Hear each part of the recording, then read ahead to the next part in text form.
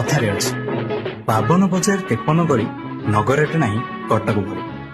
କେଶରୀ ବଂଶର ରାଜା ନୃପକେଶରୀଙ୍କ ଦ୍ୱାରା 999 ଖ୍ରୀଷ୍ଟାବ୍ଦରେ ପ୍ରତିଷ୍ଠା ହୋଇଥିବା ଏ ସହର। ଏଠାରେ ମାଟି କଥା କୁହେ, ପାଣି ଓ ପବନରେ ଭରି ରହିଛି 1000 ବର୍ଷର ବାସ୍ନା। ଭାଇଟେ ହୋଇ କେବେ କାନ୍ଧ ଦେଖାଏ ଏ ସହର, ତ କେବେ ପାଲଟିଯାଏ ମା, ତ କେବେ ବାପାଟେ ହୋଇ ଦେଖାଏ ଅନୁଶାସନର ନାଲି ଆଖି।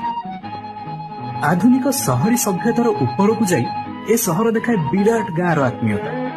ଏହାର ଗଳିକନ୍ଦିରେ ଲୁଚି ରହିଛି 1000 ବର୍ଷ ପୁରୁଣା କଳା, ସାହିତ୍ୟ ଓ ଇତିହାସ।